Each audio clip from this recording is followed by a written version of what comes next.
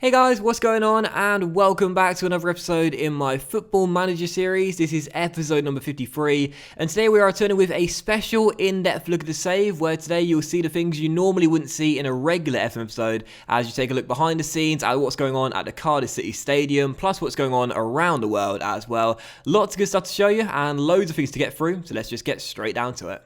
So yes, loads of things to get through today, and we'll begin with a look at yours truly and my profile here with Cardiff City.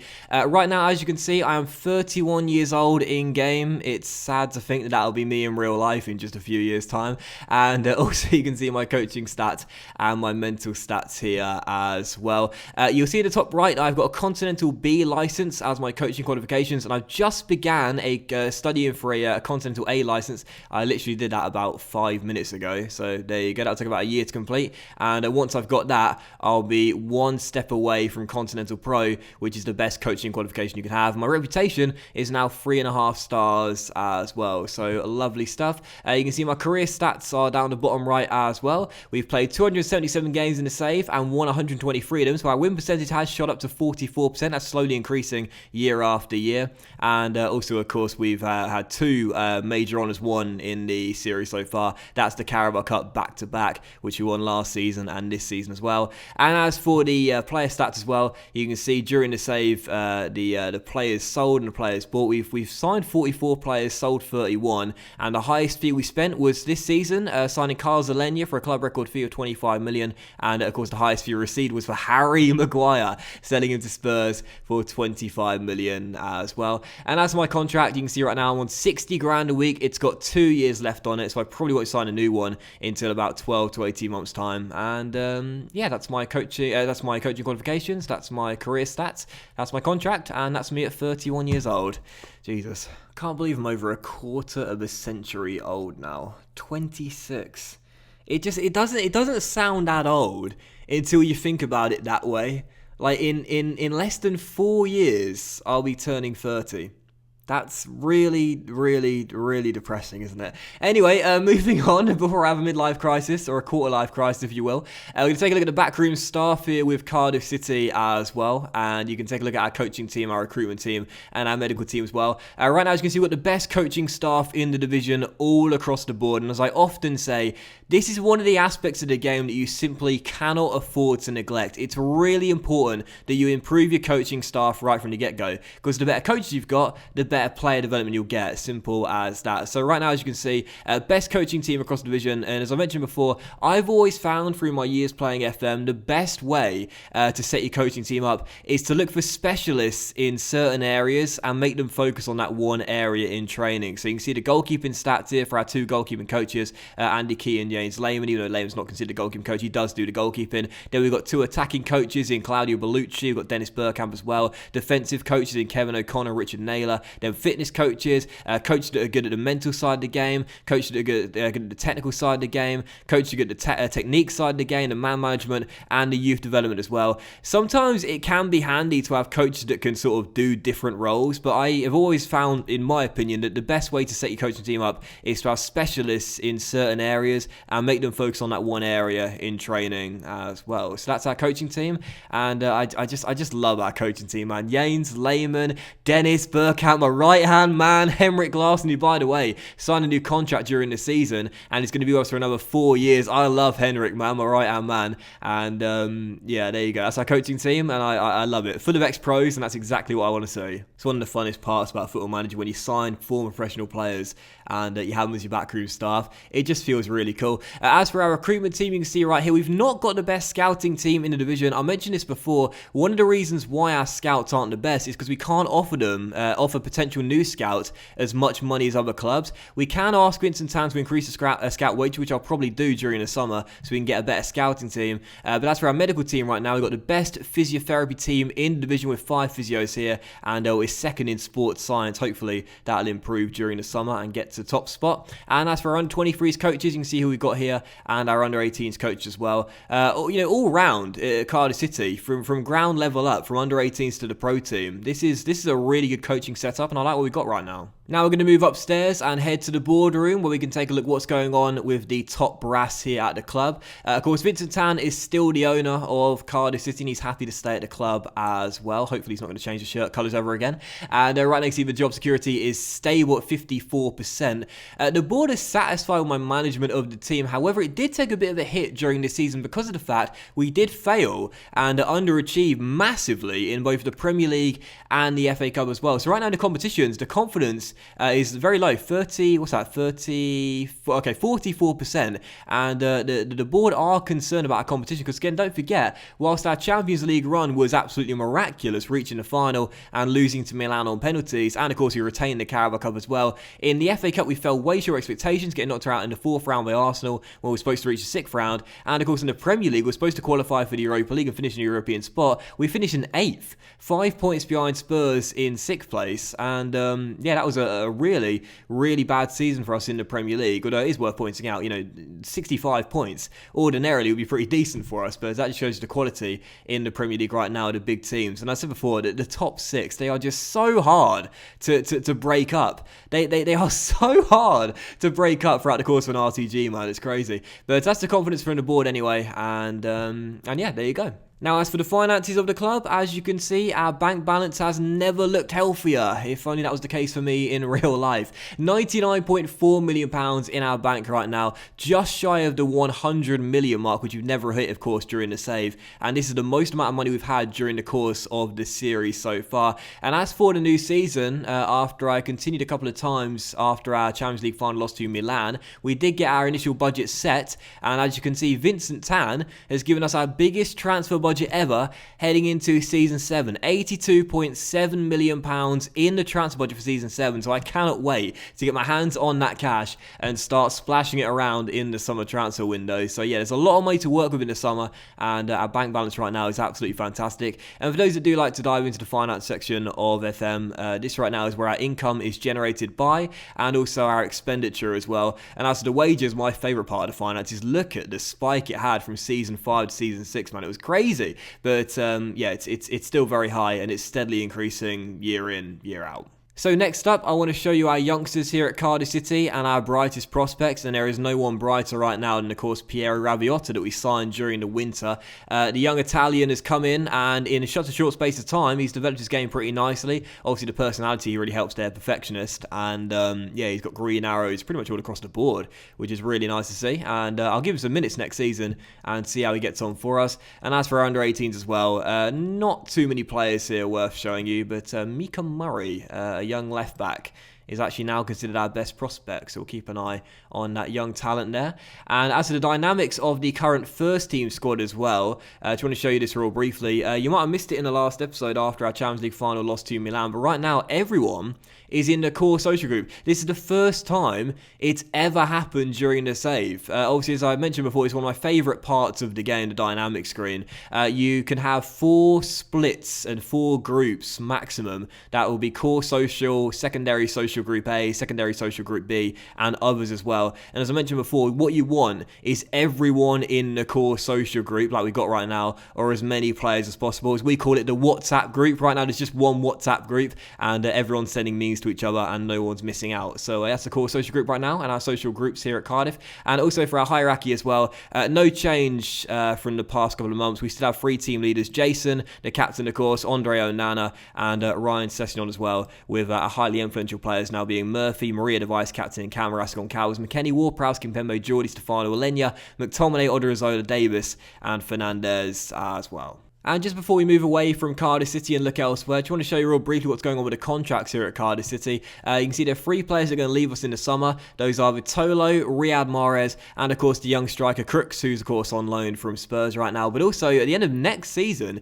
there are quite a few players that are going to be out of contract at the end of next year. You've got Ben Davies, James Ward-Prowse, Josh Murphy, Scott McTominay, Jason, Camarasa, McKennie, and Matip as well. So some big names there. Jason and Camarasa and McKennie and Ward-Prowse and Murphy as well. They'll definitely get some new deals, and yeah, that's what's going on with the contracts right now. And the highest earners, of course, are still Presnel Kimpembe and Player Marie, who has that match highest earner clause, with Alenia close behind in 3rd place in the top earners list. And also just real briefly look at the homegrown status of our players as well, because I love my homegrown talents. Right now we've got 2 players that are trained at the club. That's Heldegon Calvez and Paleo Maria. So crucial to have 2 of our best players in the team, both trained by the club as well. And in 4 weeks' time, Fernandez will also be trained at the club as well. So that's 3 players that will be trained at the club heading into next season. And of course, in European registration, you need 4 players trained at the club. So we're still missing 1, but for now we've got 3, and that's pretty decent indeed. But I think Raviota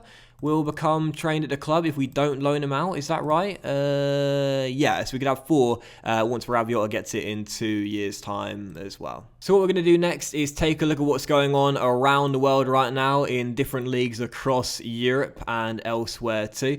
We'll start with the Premier League, of course. Who did what in this year's Premier League? For those that didn't watch Season 6, where as you can see, Maria was 3rd in the Golden Boot race. Still yet to win a Golden Boot, Maria, but I think it will happen at some point during the save. And also in the Championship, welcome back to the Premier League, Swansea City, who won the Championship this year. Very excited to have some more South Wales derbies next year, as they're coming back to the Premier League alongside Aston Villa and Stoke City, who won in the playoffs as well. This is how League One went. Can't stand having to do that every single time. It's how League One went, and also League Two as well. There you go. This is how things ended up in La Liga, where Real Madrid won it for the 5th year in a row. No Ronaldo, no problem at the Bernabeu, it seems right now. They have got a really tight grip on La Liga title. As for the Serie A, that was won by Milan, winning the league and the Champions League this year as well. Still gutted about that, and I'm sure we'll face them again in Europe at some point, but it won't be next year, of course. The Bundesliga was won by Bayern Munich this year, finishing 10 points of RB Leipzig, reclaiming it from Bayer Leverkusen, who won it last year. So right now it's still Bayern's league, really, with Bayer Leverkusen, you would say, the 2nd best team in Germany right now. I'll go through a few more leagues as well. We don't currently have France loaded, but Ligue 1 was won by Paris Saint-Germain, with Monaco finishing runners-up. That's happened 4 years in a row now. The Portuguese league was won by Porto, with Benfica finishing runners-up. As I mentioned before, the top 3 in Portugal is pretty much always Porto or Benfica 1st or 2nd,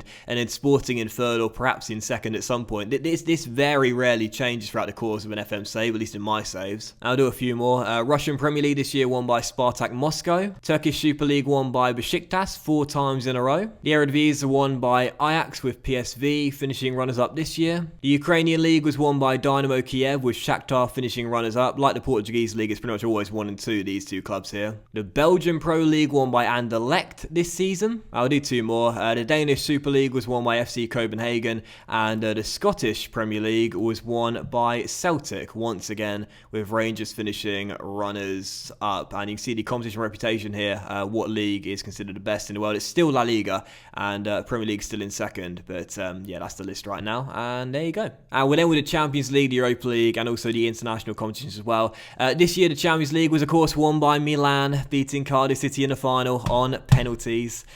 Oh, I'm still gutted about it, man. I'm not going to get over this for a long time. And as for the Europa League, where are we here? Where's the Europa League? There we are, the Euro Cup, if you will. That was won by Manchester City this year, beating Bayern Munich in the final by 1-0. The English teams in the save have actually done really well with the Europa League. Arsenal, Manchester United, Chelsea and City have all won it since the save began. So 4 of the last 6 were won by an English team. So let's hope next year it's a Welsh team that wins the Europa League. But as for the European Championships, there is a Euro competition at the end of the season coming this summer. It begins in a couple of weeks' time. You can see the groups are here. There are 10 Cardiff players that are going to the Euros as well.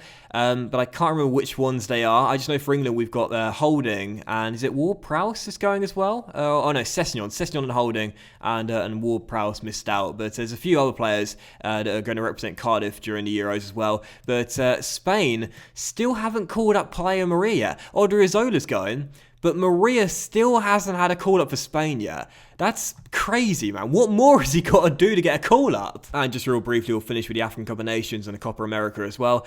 Senegal won the last African Cup of Nations. They've now won it 3 times in a row. And as for the Copa America, is it called the Copa America in the game? I'm pretty sure it is still. Yeah, there we are. Argentina won that as well back in 2020. And I'm pretty sure there's one this year as well, isn't there? Yes, there is. There's a Copa America this year too.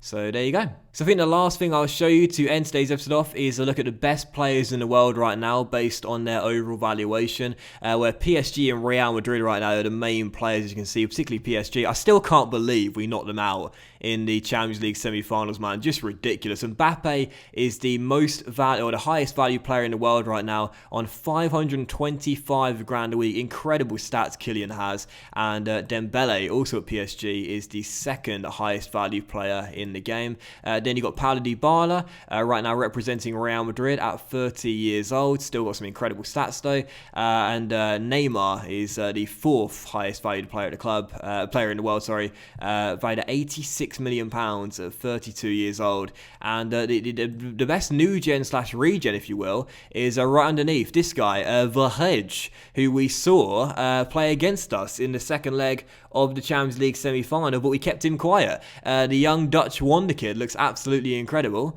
but couldn't score against us, and either way, he's got some fantastic stats. We will at some point when we play PSG, but either way, that's the best players in the world right now, and you can see PSG are one of the best teams in the world based on this, and I still can't believe we beat them in the semis. I don't know how we pulled it off, but we did. But also, just one real brief thing to show you as well, before we do end today's episode off.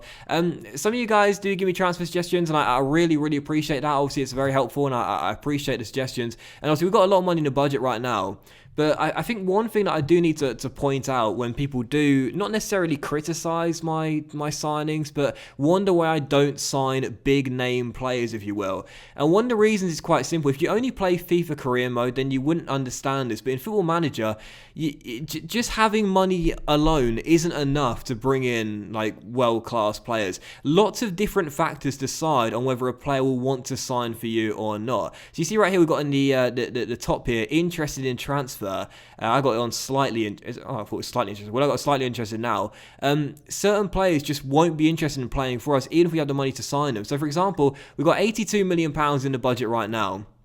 If we had that, if that was enough to bring in someone like, let's say Gabriel Jesus from Chelsea right now. Even though we've got the money to sign him based on his valuation, he's not interested in signing for us. And why would he be? Because we're in the Europa League for next season and not the Champions League. So it's not as easy to sign players in FM as it is in career mode. As I said before, if you've got the money in FIFA career mode, you can sign with Oldham Athletic, Kylian Mbappe and Gabriel Jesus. But in Football Manager, it's a lot more complex. There are a lot of different tangibles that affect a player's interest in signing for your club or not. And they range from, again, European reputation, European competition, I should say club reputation, European competition, the finances you can offer them, the caliber of players they're going to play with. There's a lot of different things that will affect whether a player wants to sign for you or not. So I understand when people see the money we've got and wonder why I'm not signing bigger names. It's because for a lot of them, we can't. It's as simple as that. But that's pretty much all I wanted to show you anyway in this episode, and I can't think of anything else to show you. Is there anything else I want to show you? I'm not too sure. Oh yeah, of course. What am I doing? Last thing to show you is what's going on with the club in terms of the reputation and the facilities as well. We've got a 4-star reputation right now, of course, and right now in the general screen, this is very interesting indeed. Paleo Maria has finally, I didn't think it would take this long, has finally become a favoured personnel with Cardiff City after his best season in the Cardiff shirt last year. And right now on the icons list, we still have me, but in the legends list, there it is, it's finally happened. Jason is a Cardiff City legend. I told you it would happen at some point, and it's finally happened. Cardiff City legend Jason. Doesn't it just feel right? And I'm not going to end this save until I'm there with him. I want to be on that legends list with Jason, but it feels so good to finally have me in that legends list. It just feels right after what he's done for this club over the past 6 years for £1.9 million, man. Even this year, in his injury-plagued year, he was still really good in the games he played, man. And of course, scoring the Champions League final, lest we forget as well. I love it, man. can. But for our facilities as well, right now, as you can see, we've got excellent training facilities. However, I think that's going to take a downgrade once I continue a couple more days in the world, because as you see here, due to technological advances, the club's facilities no longer rank where they once did in the footballing world. So I think that will go down to very good once I continue one more time in the game. But right now, they're considered excellent regardless, and we've got great youth facilities as well. And I would like to improve that in this season with the money we got. I'll probably ask Vincent Tan to increase our youth facility level in the summer. So yeah, that's pretty much that. I can't think of anything else I wanted to show you, so I think we'll leave it there. I want to say a big thank you for watching a special in-depth look at the save, guys. If you have enjoyed them, please do drop a like. Don't forget, there will be no FM episode tomorrow, as I'll be playing through the whole of the summer transfer window. We will return though on Saturday morning with a brand new season. Season 7 beginning, Cardiff City in the Europa League for the first time ever, and my aim is to at least get to the final in that competition in the Europa League. So thanks for watching, guys. Have an awesome day, and I'll see you for the new season, Season 7 beginning on Saturday morning around 10 to 11 a.m. UK time. Much love, guys, and I'll see you for the new season very soon. Bye now.